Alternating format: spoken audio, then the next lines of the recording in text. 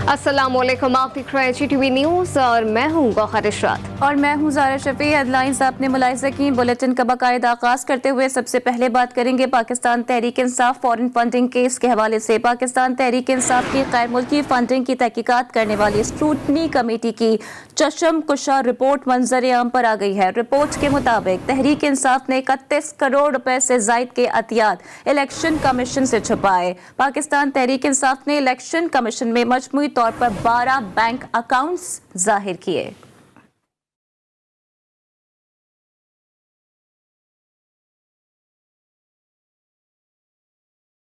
Bank account छुपाए, अतियात की तफसीलात भी गलत, ऑडिट और बैंक स्टेटमेंट में कई तजाद। स्क्रूटनी कमेटी ने PTI की फंडिंग और अखराजात से मुताल्लिक नया पिंडोरा बॉक्स खोल दिया। रिपोर्ट के मुताबिक PTI की इनकम और अखराजात समेत कई मामलात में बेशुमार बेज़ाब्तियां पाई गईं। स्क्रूटनी कमेटी की रिपोर्ट में कहा गया कि PTI ने इलेक्शन कमीशन में मजमूई तौर पर 12 बैंक अकाउंट जाहिर किए। PTI ने इलेक्शन कमीशन में मजमूई तौर पर अपने 53 बैंक अकाउंट सिरे से जाहिर ही नहीं किए। स्टेट बैंक ने इस हवाले से बताया कि PTI के मजमूई तौर पर 65 बैंक अकाउंट हैं। रिपोर्ट में इंकशाफ हुआ कि PTI ने इलेक्शन कमीशन में अतियात से मुतालिक भी गलत मालूमात फराहम की। PTI ने इलेक्शन कमीशन में 2008-9 से लेकर 2012-13 के माली साल में मजमूई तौर पर 1 अरब 33 करोड़ रुपए के अतियात जाहिर किए, जबकि स्टेट बैंक से मौसूल स्टेटमेंट के मुताबिक PTI ने मजमूई तौर पर 1 अरब 64 करोड़ रुपए के अतियात वसूल किए। इसी संबंध में तहरीक इंसाफ ने 31 करोड़ रुपए से जायद के अतियात इलेक्शन कमीशन से छुपाए।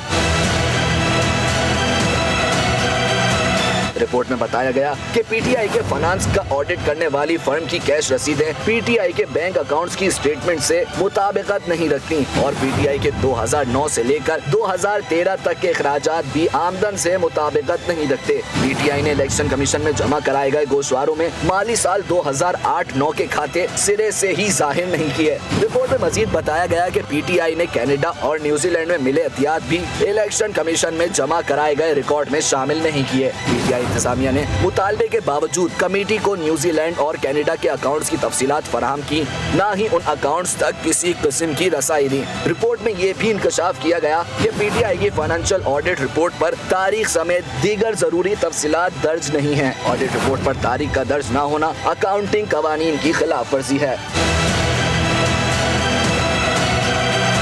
स्क्रूटनी कमेटी की रिपोर्ट में तहरीक इंसाफ को बैरून मुमालिक से मिलने वाले फंड्स की तफसीलात, पाकिस्तान में डॉलर ऑपरेटेड अकाउंट्स की स्टेटमेंट शामिल की गयी। स्टेट बैंक की जानिब से PTI के बैंक अकाउंट्स की तादाद और उनकी स्टेटमेंट्स भी रिपोर्ट का हिस्सा बनाई गयी। अमरीकी इदारे फारा LLC की PTI के बैंक अकाउंट से मुतालिक तफसीलात भी रिपोर्ट में शामिल की गयी। रिपोर्ट में सियासी जमातों की ममनुआ फंडिंग से मुतालिक भारतीय, फ्रांसीसी और ऑस्ट्रेलियाई कवानीन का भी हवाला दिया गया है।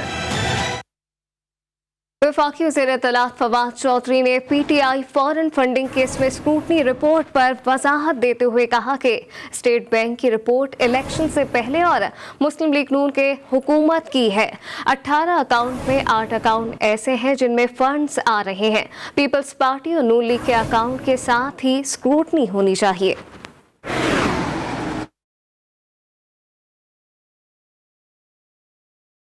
स्टेट बैंक जिससे ये रिपोर्ट ली गई, ये इलेक्शनों से पहले की रिपोर्ट और PMLN की हुकूमत के दौरान की रिपोर्ट है। 18 अकाउंट्स में जो PTI के अकाउंट्स हैं, जो फंक्शनल हैं, जो करंट हैं, वो 8 अकाउंट्स के अंदर PTI की ट्रांजैक्शंस भी हो रही हैं, फंड्स भी आ रहे हैं। हम चाहते हैं कि इलेक्शन कमीशन जो है वो तमाम पार्टीज की फंडिंग को एक कंपैरिजन लोगों के सामने रखे। नवाज शरीफ साहब ने तो ये हद की कि उन्होंने नून लीग का अकाउंट भी इस्तेमाल किया मनी लॉन्ड्रिंग के लिए और नून लीग के अकाउंट में 8 करोड़ रुपया डलवाया गया, फिर वो अकाउंट घुमाया गया और अपने पैसे निकलवाए गए।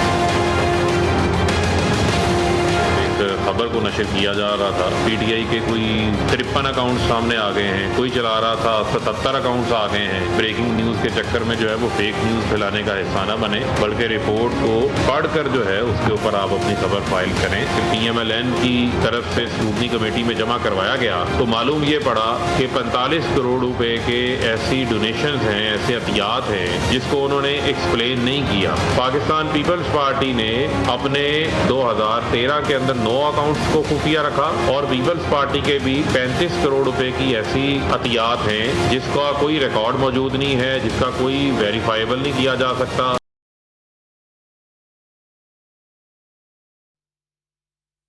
मुस्लिम लीग नून की नायब सदर मरियम नवाज ने कहा है कि इमरान खान ने न सिर्फ चोरी की और छुपाई बल्कि अवाम की जेबों पर भी डाका डाला।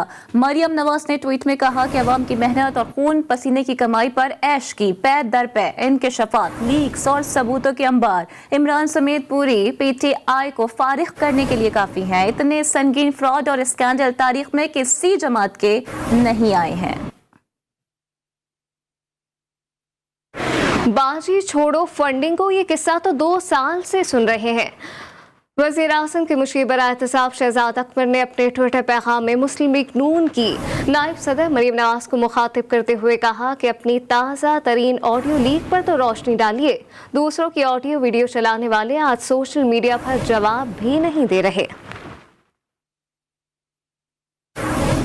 पाकिस्तान मुस्लिम लीग नून के रहनुमा एहसन इकबाल कहते हैं कि तहरीक इंसाफ का फॉरेन फंडिंग केस में ईमानदारी का मेकअप उतर गया। फॉरेन फंडिंग केस की समाअत के बाद इलेक्शन कमीशन के बाहर मीडिया से बातचीत करते हुए उन्होंने कहा कि अगर तहरीक इंसाफ ने चोरी नहीं की तो रिपोर्ट को पब्लिक ना करने की दरख्वास्त क्यों की।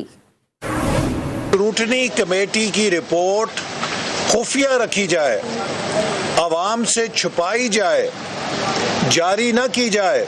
PTI किस बात को छुपाना चाहती है, किस बात की पर्दा पोशी करना चाहती है। सेनेट में फाइनेंस बिल पेश कर दिया गया। अपोजिशन ने शदीद एहतजाज करते हुए वॉकआउट कर दिया। अपोजिशन अरकान के ऐवान में बिल नामंजूर के नारे। अरकान ने एहतजाजन एजेंडे की कॉपियां फाड़ दी।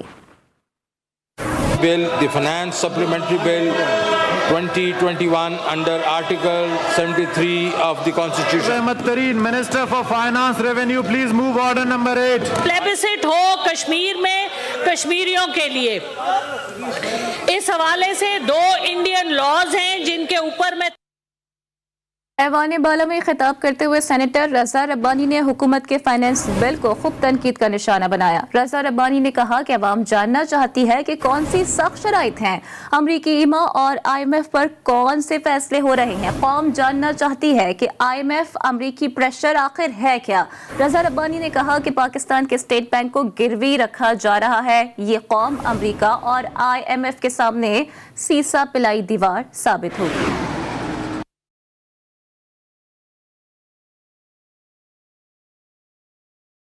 बिल के नतीजे में आइंदा बिजली की निर्खें जो है वो भी बढ़ाई जाएंगी। जो पेट्रोल की कीमतें बढ़ाई गई हैं वो भी IMF के कहने के ऊपर बढ़ाई गई। ये पूरी कौम जानना चाहती है इस हुकूमत से कि वो क्या अमरीकी प्रेशर है जो IMF के ऊपर इस वक्त पाकिस्तान के ऊपर डाला जा रहा है। वो प्रेशर जो अमरीका इस वक्त डाल रहा है IMF के ऊपर, वो कौम को उसके बारे में कॉन्फिडेंस में लिया जाए। ये कौम जो है इस सीसा फैलाई हुई दीवार बनके IMF के और अमरीकी प्रेशर के सामने खड़ा होना अच्छी तरह जानती है। मरियम नवाज और परवेज रशीद की मुबैना ऑडियो लीक्स की सेनेट में गूंज है। कायद ऐवान शहजाद वसीम ने इजहार ख्याल करते हुए कहा कि ऑडियो लीक्स ने इनके चेहरे को बेनकाब कर दिया है। उन्होंने कहा कि जब जबर का दौर था तो सहाफियों के नाम लेकर हिदायत दी जाती थी।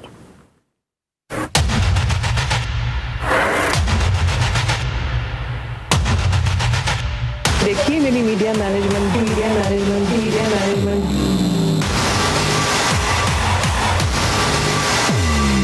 एक ऑडियो है जो कि बताती है कि आजादी सहाफत की बात करने वाले, इजहार राय की बात करने वाले, मीडिया की आजादी की बात करने वाले, उनका असल चेहरा क्या है। ये गुफ्तगू है इस हाउस के एक साबिक मेंबर परवेज रशीद साहब और मरियम नवाज साहबा के दरमियान, उस्ताद और शागिर्द के दरमियान। और इसमें कहा क्या जाता है कि किस तरह मीडिया मैनेज किया जाता है। देखिए मेरी media management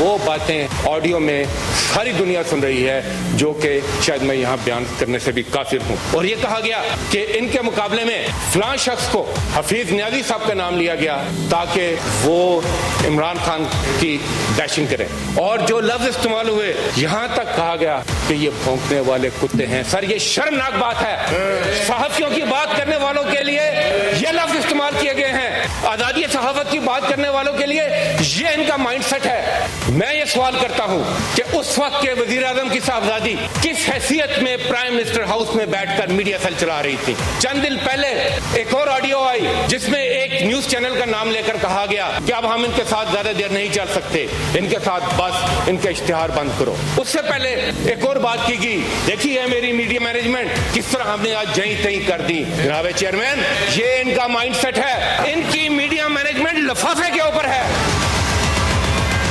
welcome back. Supreme court ने कराची में वाक़ तारिक रोड पर कायम मदीना मस्जिद को मस्मार करने से रोकने की इस्तदा मुस्तरद कर दी है। अटॉर्नी जनरल ने हुकूमत की जानिब से मस्जिद की तामीर के लिए दूसरी जगह देने तक मदीना मस्जिद ना गिराने की इस्तदा की तो चीफ जस्टिस गुलजार अहमद ने कहा कि पार्क से तजावुज़ात गिराने का हुक्म वापस नहीं होगा।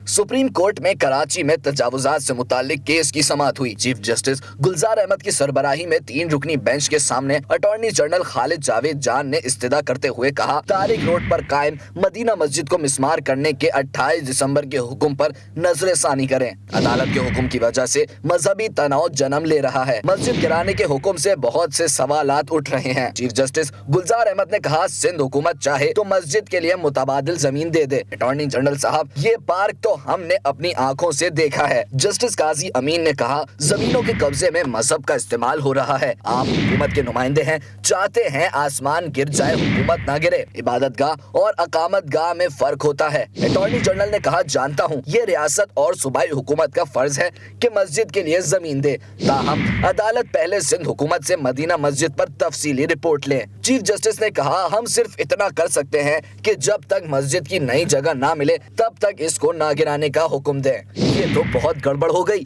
हम अपना ऑर्डर वापस नहीं ले सकते। इस तरह क्या हम अपने सारे ऑर्डर वापस ले लें? हमने अपने फैसले वापस लेने शुरू किए तो इस सब कार्रवाई का क्या फायदा? जस्टिस काजी अमीन ने कहा, तजावुजात पर मस्जिद की तामीर गैर मजहबी इकदाम है। इस्लाम इस इकदाम की इजाजत नहीं देता है। मस्जिद बनानी है तो अपनी जेब से बनाए। अदालत ने तजावुजात से मुताल्लिक केस की समाअत 13 जनवरी तक मुलतवी कर दी। और क्या इलेक्ट्रिक सारिफीन के लिए बुरी खबर आ गई। नेपरा ने बिजली की कीमतों में इजाफा कर दिया है। बिजली ₹1.07 फी यूनिट महंगी कर दी।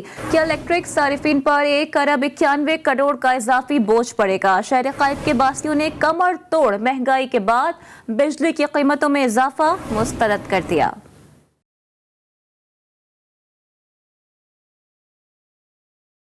के इलेक्ट्रिक सार्फिन पर बिजली गिर गई। बिजली की फी यूनिट कीमत में ₹1.07 इजाफा हो गया। बिजली महंगी हो गई है, गरीब आदमी क्या करेगा? घर पालेगा या बिजली का बिल भरता रहेगा? बिजली के बिल इतने भेज रहे हैं जैसे हम लोग घरों में कारखाना खोला है हम लोगों ने। हम लोग कमर्शियल यूनिट पे करते हैं, यहाँ तो नॉर्मल 26 रुपए का यूनिट है गालबन। अब तो ये हमारा कमर्शियल में 50-55 रुपए का यूनिट हो गया है। के इलेक्ट्रिक ने नेपरा में मजमूई तौर पर बिजली ₹5.50 फी यूनिट महंगी करने की दरख्वास्त दी थी। नेपरा ने अवामी समाअत के बाद फैसला महफूज कर लिया था। के इलेक्ट्रिक सार्फिन के लिए बिजली की कीमत में इजाफा अक्टूबर की माहाना फ्यूल एडजस्टमेंट की मद में किया गया। बिजली की कीमत में इजाफा जनवरी के बिलों में वसूल किया जाएगा। बिजली की फी यूनिट कीमत में इजाफे से के इलेक्ट्रिक सार्फिन पर 1.91 अरब करोड़ का बोझ पड़ेगा। इजाफे का इतलाक लाइफ लाइन सार्फिन पर नहीं होगा। साले Abbasi, GTV news, Islamabad. Corona virus के नए वेरिएंट ओमिक्रॉन का जिक्र कर आपको बताएं कि कराची में ओमिक्रॉन की एंट्री के बाद कोरोना का तेजी से फैलाव जारी है। सिंध हुकूमत ने कारोबारी औकात महदूद करने और मुख्तलिफ अजला में स्कूल बंद करने पर भी गौर शुरू कर दिया है। कारोबार और तालीमी इदारों को बंद करने का फैसला 2 से 3 रोज में मुतवक्के है। रिपोर्ट करेंगे खाबर हुसैन। कमजोर होता कोरोना वायरस फिर से जान पकड़ रहा है। कराची समेत सिंध भर में शहरियों को निशाना बना रहा है। ओमिक्रॉन ने भी खतरे की घंटी बजा दी।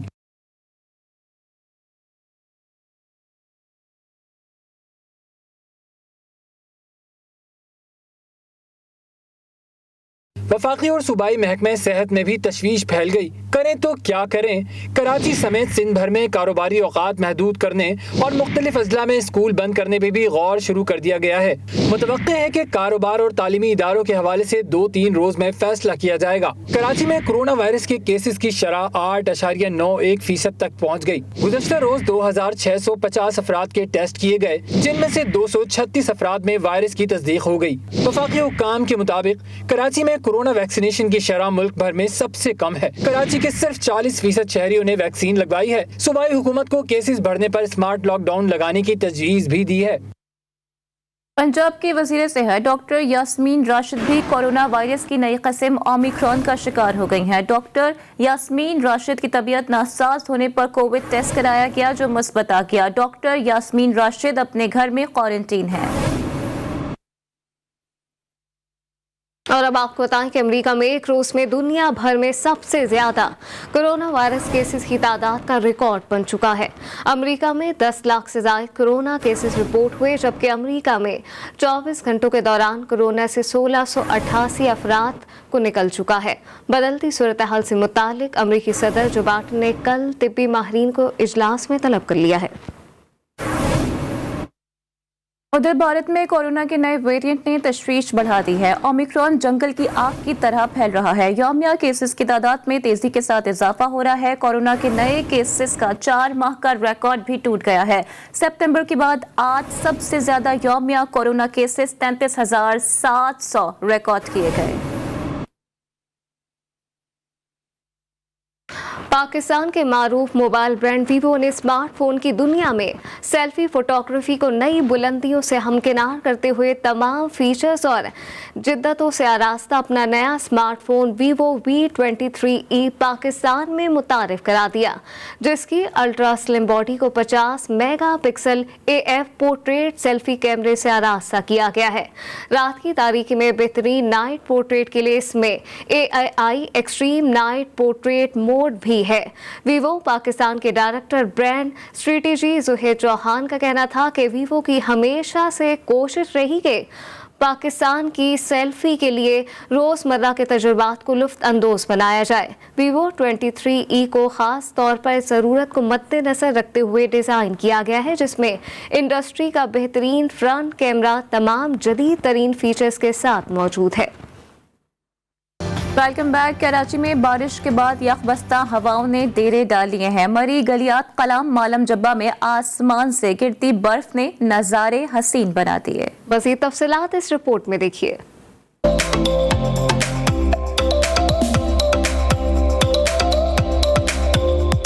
कराची में सारा दिन बादलों ने डेरे डाल रखे थे और मौसम अब्र आलूद रहा। ताहम शाम होते ही शहर के मुख्तलिफ इलाकों में बादल बरस पड़े, जिसका सिलसिला वक्फे वक्फे से आइंदा 2 से 3 रोज तक जारी रहने का इम्कान है। हैदराबाद, नवाबशाह, सखर, कश्मोर, जैकबाबाद, खैरपुर समेत सिंध के मुख्तलिफ इलाकों में बारिश हुई। सादिकाबाद, कुसूर, विहाड़ी, भावल नगर, बोरेवाला, मंचनाबाद समेत पंजाब के दीगर इलाकों में भी अब्रे रहमत बरसा। कोयटा, तलात, चमन, तुरबत, गवादर में बादल खूब बरसे। सवाबी समेत खैबर पख्तूनख्वा के मुख्तलिफ इलाकों में भी बारिश हुई। मरी, गलियात और एबटाबाद में आसमान से गिरती बर्फ ने नजारे हसीन बना दिए। सवात, कालाम और मालम जब्बा में बर्फबारी से मौसम दिल फरेब हो गया। आजाद कश्मीर में वादी लीपा समेत बाज इलाकों में बर्फबारी के बाइस दर्जा हरारत नुक्ता इंजमात से नीचे चला गया। स्कर्दू समेत गिलगित बल्तिस्तान के मुतादिद इजला में भी बर्फबारी का सिलसिला जारी है। बर्फबारी के बाइस बालाई इलाकों का स्कर्दू से जमीनी राब्ता मुनक़ता हो गया है। मौसम का हाल बताने वालों ने मुल्क के अक्सर इलाकों में बारिशों और पहाड़ी इलाकों में मजीद बर्फबारी की पेशगोई कर दी।